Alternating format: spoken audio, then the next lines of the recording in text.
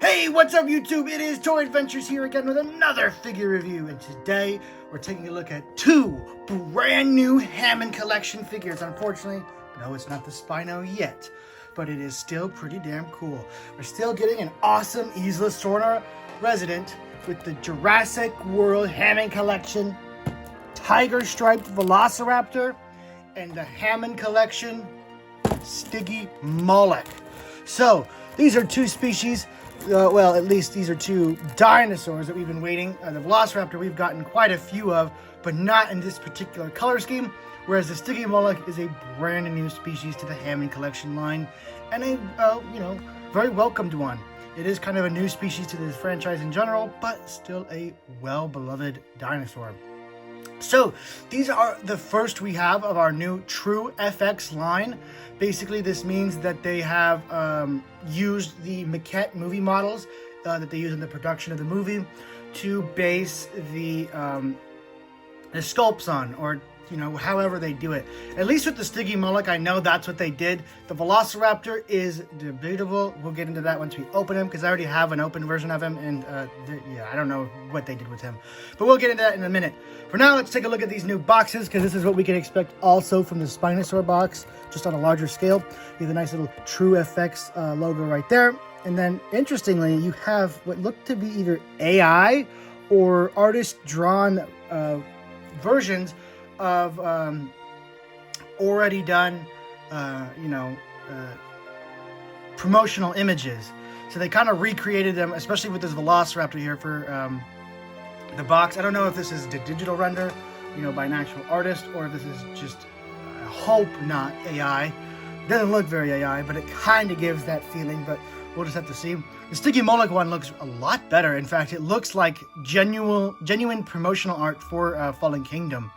A little image of it right here, whereas this one just looks a little cheap. I don't know how to explain it. It's not nearly as bad as the Trudon, and we'll get to the Trudon whenever we get our hands on that one, probably Sunday. But yeah, so anyway, we have a nice little blue background that really helps the dinosaur stand out and helps the box itself stand out on the shelf with this black, and then the blue really stands out from that. It's really nice. I really like that, and I kind of hope they keep it from now on, just because it's so eye-catching and vibrant and vivid. I really like it.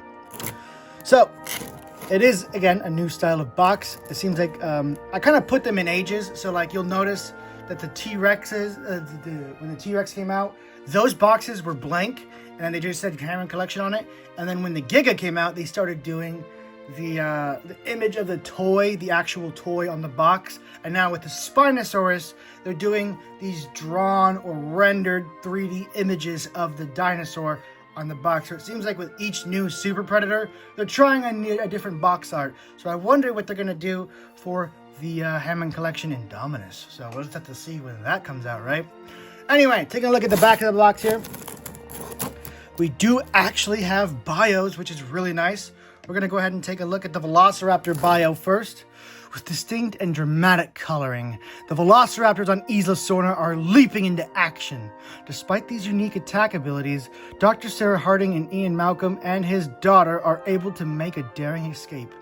So that's true. It tells them that these are the raptors that attacked you or attacked them in the Lost World, but it doesn't really mention how savage and evil these raptors are compared to the standard Velociraptors, which is what makes them so interesting and cool and unique. These are absolutely feral raptors. They will maul each other and kill each other and eat each other during a feeding frenzy if they piss one of their members off. Okay, these are not gentle parents like we saw in Jurassic Park 3. These are all conniving, slithering beasts just waiting to kill something, even if it's their own pack member, just to get a bite or to establish dominance. And that's what makes the Tiger Raptors so deadly, is they're just so savage and so feral and so unpredictable. That is why they are really renowned in the JP fandom. Then we move on to our little friend, the Stygimoloch. Trapped at the Lockwood estate, Owen Grady devises a plan to put the domed head of the Stygimoloch to use. With a combination of whistling, wall breaking, Owen is able to free himself, Claire Deering, and the Stygimoloch from their caged cells. So yeah, the scene from Fallen Kingdom where the Stiggy breaks him out. The Stiggy is beloved. It's adorable. It's a cool little dinosaur, and I'm really happy that we finally have a Hammond Collection version of it. And that they actually, as you can see, included a hinged jaw. Whenever they do that on herbivores, it's a double thumbs up for me, because herbivores always get left behind when it comes to mouths being able to open. So, interestingly enough, they actually do include images from the movie, as you can see here. Go ahead and take a look at the Raptor one. Now, the bio is the same as it is on the back, so there's no real point in reading it again. As you can see, with the, you can see that, but you also get the image of them being attacked at the Indian worker village. So that's really cool. And then for the Stygimoloch, you actually have an image of the scene it was talking about, where it breaks through the wall and frees Owen and Claire. So really nice little attention to detail that they're adding onto these boxes now is actual images from the movie where these dinosaurs come from, which makes me really, really curious what's going to be in the Trudon box. What's going to be on future dinosaurs that aren't in the movies, like, because they've shown us that they will do dinosaurs that aren't in the movies, the Irritator, the Concave Venator, well, technically it was in the movie, but you know what I mean, the Metriacanthosaurus. So what if they do stuff like the Tylosaurus or the Sagisaurus? You know, these are dinosaurs that were in the lore but never in the movies. Are we going to get those? And what are they going to put on those boxes? I mean, I really like that they're adding actual images from the movie onto the box. It gives that context that's needed, especially for those who, believe it or not, haven't seen these movies. Those people exist. I know they're rare, they're strange, they're a strange subspecies of humans, but they exist, okay? And it's nice to give them the context for the dinosaur. Anyway, guys, that's pretty much it for the packaging. Pretty standard, pretty, you know, run-of-the-mill, just a couple new changes with the colors and whatnot, but still the same overall. So let's go ahead and break these things out of containment and see how good these figures actually are for this new True FX line. And here we have the two dinosaurs out of the packaging. And I'm going to go ahead and get onto the Velociraptor first, just because I have a lot to say about that. And I do kind of want to save the best for last. Yeah, we'll get into that in a minute. But here is our tiger striped Velociraptor, at least the male version of it. The females have a lighter striping. And a lot of people have had a lot of things to say about it. First of all, let's get the overall proportions out of the way. The silhouette of this body looks really good. I really, really like this. It feels like they finally got the raptor body down. Now, people have been saying, oh, it's a retool of the Atrociraptor. Well, I got the Atrociraptor right here, and it's not. It's not at all. The Atrociraptor obviously has different scales, different detailing. It might be kind of inspired by the Atrociraptor, but I'm honestly looking and I'm not seeing anything that could have possibly been hand-me-down. Maybe the feet, actually. Now that I mention it, the feet might have been repurposed, but I don't think so. The body, definitely not. The neck, definitely not. Nothing was really reused here. I guess people are saying it's the same type of articulation, maybe. But there's no reuse, okay? There's just no reuse between the two figures. They are completely separate molds. Now, we'll go ahead and compare this to every other Hammond Collection Raptor we've gotten so far to see if there is any reuse. But my biggest complaint with this thing is the head. And then the secondary would be the colors they chose. But really, the fatal flaw of this figure all comes down to the head. It just doesn't have that shape right. And the mouth doesn't close. What you're seeing is me trying as hard as I can to get that mouth to stay closed. And it doesn't. It just wants to peer open a little bit. You still have the problem of the underbite that we noticed with the blue, where when you open it up, it looks like it has an underbite. It doesn't really, kind of. Actually, it does a little bit, as you can see. So, yeah, once again, they can never get the raptor heads right. They've struggled with raptors this whole toy line. And for the most part, I feel like the bodies have been fine. It's just they can't get the damn head right. They can never get the head right. They've tried, what, 1, 2, 3, 4, 5 times, and they still can't get the head right. So, yeah, this one might need another Hammond correction from Marco Makes. Another replacement head to really bring the juice out of this thing. It seems like with their small dinosaurs, they just can't get the heads right. So I mean, just add a little replacement on there, and this would be a fantastic figure. Not perfect, but still a huge improvement with an improved head. That being said, how is the head that we do have? Well, it's a little mid. The shape is an improvement. It does call back to that look. The eye is still a little hard to see, especially with all the striping. The slit pupil just ends up blending in with all the stripes and makes the eye harder to find from far away. Same thing on this side. Actually, this eye is a lot easier to see compared to the other one. Teeth look great. Gotta say that. The teeth do look really nice. It's just the jaw. The fact that the jaw doesn't close all the way. But we're gonna see if this is a true, recurring issue. Or maybe it's just mine. It is a common one because I've noticed other people with it. But I happen to have a unique circumstance where I can compare and contrast between two other Tiger Raptors. So we're going to go ahead and open all three of these, or I guess the last remaining two, and see if they all have this issue. All right, so this is Tiger Raptor number 2 out of the box. Let's see. Oh my goodness, that's even worse. That's even worse. Look how bad that looks. Oh my God. Oh dear God. Oh man. Oh man. Yeah, so number 2 is actually, I think, kind of worse than number 1. I think they're about the same. Let's try number 3. All right, Raptor number 3. Let's see. Yep, still. Oh wait, this one actually closes the most. This one actually closes the most. All right, so number 3, I think, is actually a success. Number 3 actually looks pretty damn good. Not gonna lie. Yeah, I like that. All right. We're going to actually use number 3 as the main Raptor for this review from now on. Because number 3 here seems to have the program downloaded. Whereas the other two, man, not so much. These are... Yeah. Anyway, articulation-wise, we know the proportions look good. The head is pretty mid, but for $15, I guess it's okay. Articulation is pretty standard. It's really all in the head and the neck that's new.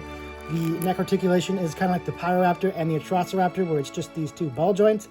You do get full range of movement, but it is kind of stiff, and the whole rotation bits of it, you don't get to really do that much with the head, which is really disappointing. I do wish they would just go back to the classic hinge styles that they had for like blue and whatnot, because they offer so much more movement. I mean, look at this head movement. You can look left dramatically.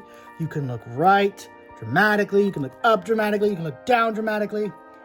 With this one, you can kind of look to the side.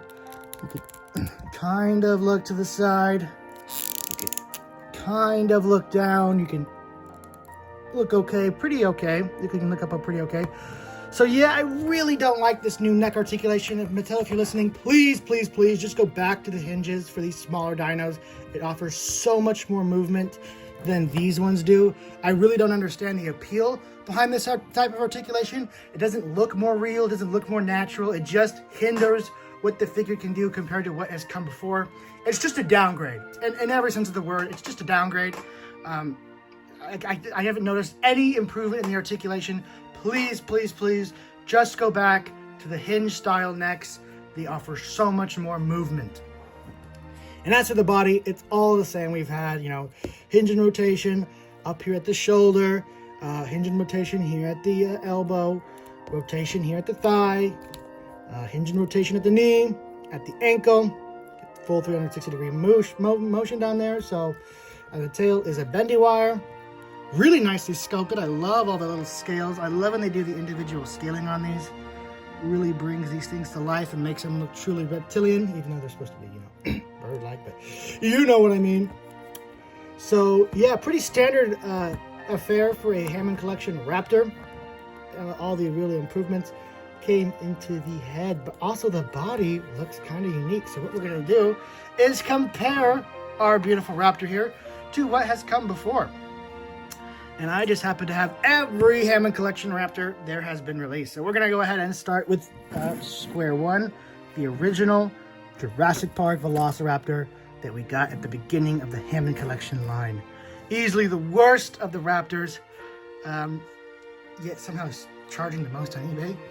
Anyway, as you can see, definite improvement. This one has a very noodle-like thin body, very thick protruding hips, huge clown feet, and a very underdefined head that looks terrible.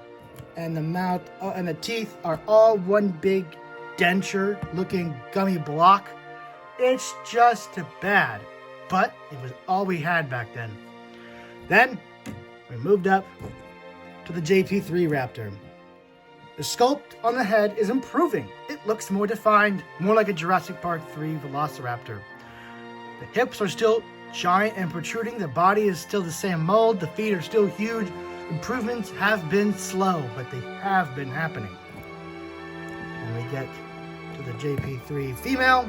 Head's great. Still not perfect. Body's the same. Still a noodle. Still these giant protruding hips that come out of the body. Still giant feet. Yeah.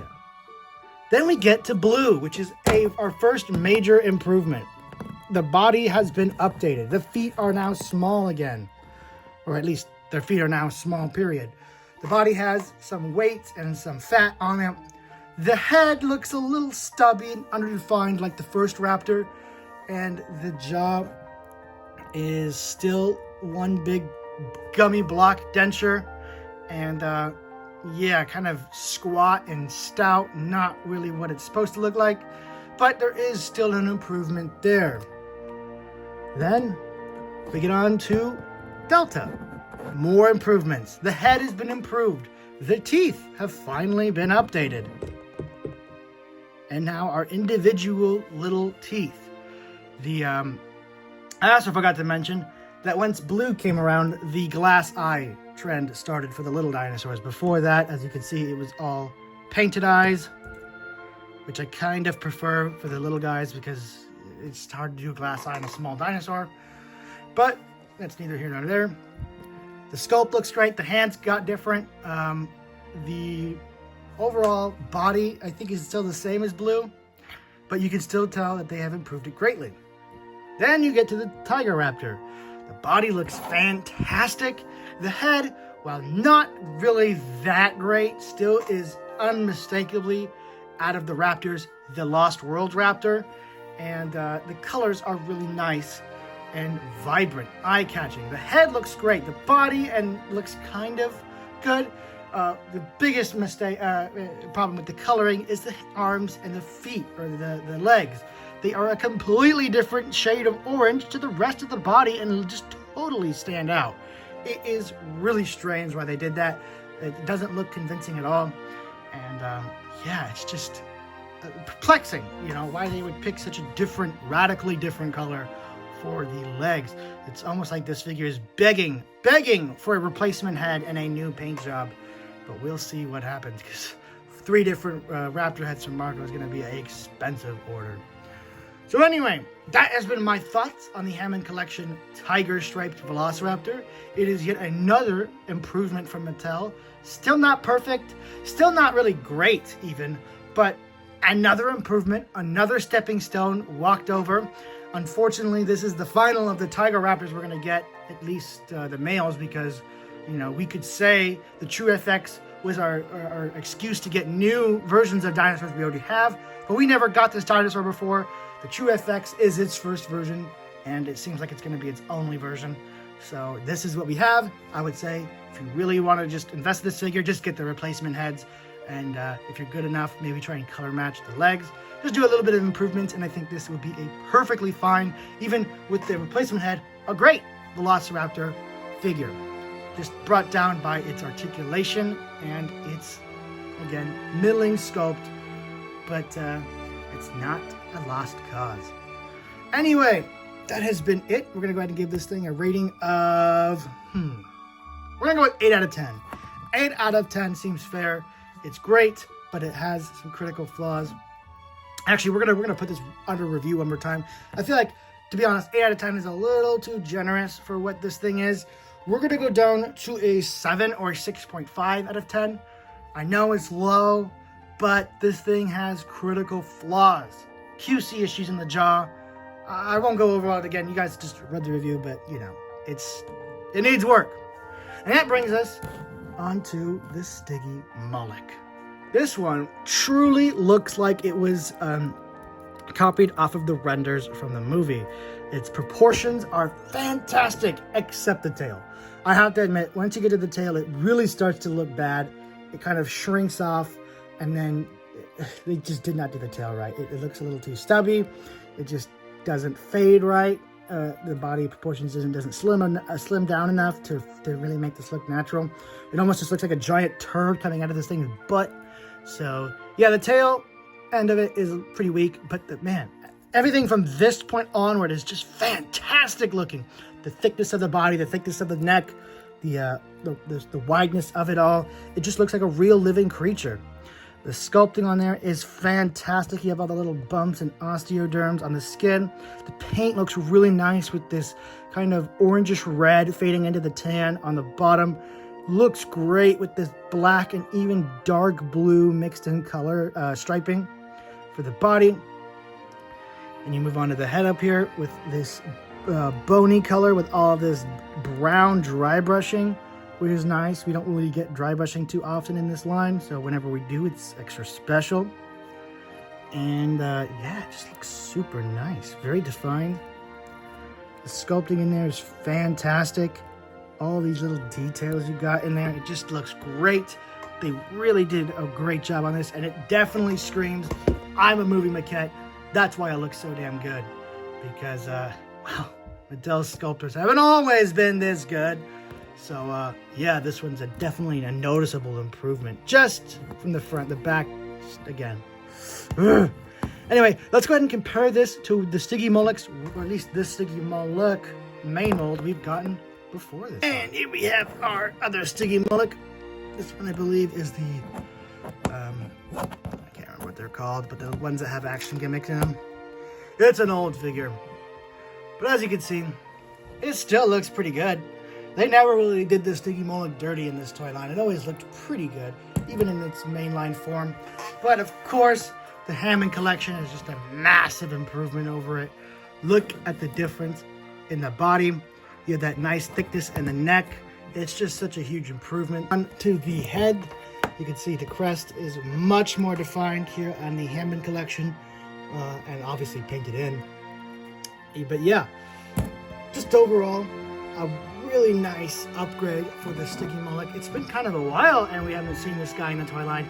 So I am happy that they actually saved him for the True Effects line, because I can only imagine what Mattel's sculptors would have done to this poor thing if they were left to their own devices. So very happy that they waited until they got it truly right. Same with the Spinosaurus, actually. I'm actually super happy that they waited so damn long to do the Spinosaurus, because they waited until they mastered the craft of doing large theropods to do the Spino, because the Spino needs to be done perfectly, because it's just that cool. Anyway, so articulation. How does this Hammond Collection articulate? Well, we get the jaw. We actually get the jaw. It actually opens, and it doesn't look super intrusive or dumb. It actually looks great. Whether you have it opened or closed, it doesn't really mess up the sculpt at all. It's a fantastic little hinge jaw. Usually they look awkward when they're open, but this one just, you know, opened or closed, it looks completely natural. So that's great. The eye is pretty good too. I do like it. Again, it is a little middling whether it works on these tiny figures or not. But this one I feel like works a little better than normal. Head's on a ball joint. You do get some up and down movement. It looks like this one's movement gets way more range than the Velociraptors. You can see it can go up pretty far, it can go down pretty far. Can it go left? Kind of. With the head, you can actually turn left pretty good, but his head's all the way up, so yeah. The articulation on this one's better than the Velociraptor, but still a little awkward. I do still want them to go back to the hinges, just because of how much freedom it allows. Yeah, it may look a little strange from the front with that hinge in there, but it doesn't matter, because these are supposed to be articulated dinosaurs, and that offers so much more articulation. So, Head movement's pretty good, especially considering the Velociraptor that came before it. Hands, standard. Hinge and rotation at the shoulder and here at the elbow. Those little tiny baby arms.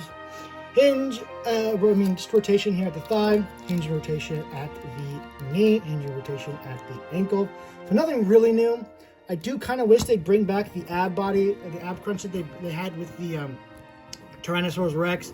That is something they never brought back, and I kind of wish they would. I think I understand why they didn't, because it would droop a lot, but just make it ratchet. You can easily circumvent that to make it really sturdy and future-proof, but they just don't want to put that effort in there, you know.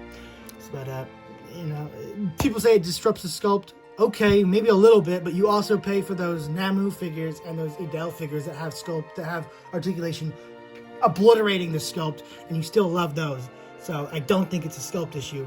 Especially, even with the Spinosaurus, I think it could be pulled off if they just put, like, maybe a day of thinking into it. But, yeah. Anyway, that's my little rant over. I just want the ab articulation back. As you can see, trying to get this guy to be stable is a little tricky. Getting him to stand is a little tricky. But I'd easily take this kind of guessing game and balancing game with accurately sized feet than okay standing dinosaurs with these jumbo feet. You know what I mean? Like this little game I have to play where stand is tolerable in comparison, because at least it looks right. Anyway, that has been pretty much it for these two reviews. These are two new little dinosaurs. We also have the Troodon, of course, but the Troodon is, we'll get onto that one once we get onto that one. It is kind of a mixed bag, and I'm not sure if anything in that bag is good, but we'll find out when we actually get it. But as for these two, I think they're fantastic. The Tiger Raptor is a really nice update to the Velociraptors and Hammond Collection.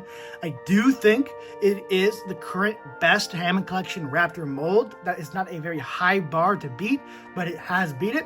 Stygimoloch looks fantastic, and I would consider it to be one of actually the great Hammond Collection figures, even despite it being a smaller dinosaur.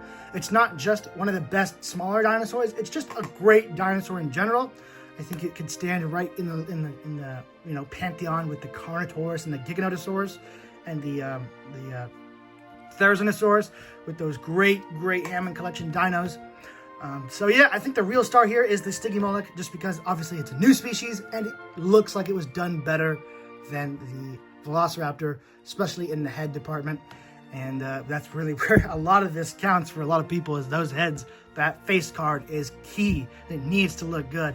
And they just can't get the Raptors right. So anyway, guys, thank you so much for watching. This Stygimoloch gets the 8 out of 10 that the Velociraptor originally had. Just with that back body not really being filled out enough kind of bothers me a lot, but the front half looks so great that it brings the rest of the score up. So yeah, I really like these two. What are your guys' thoughts? Are you guys going to get a pack of the Raptors? Are you guys going to get a little family troop of the Stygimoloch? Or are you going to do both? Let me know in the comments. And let me know what dinosaurs you want to see in the Hammond Collection, because I for sure have a damn list, but we won't go over that now. And let me know your list down in the comments. I'd love to compare and contrast, and maybe we can give each other ideas and whatnot. So, anyway, guys, thank you all so much for watching. This has been Toy Adventures signing out, and I will catch you guys in the next review or toy movie. Peace!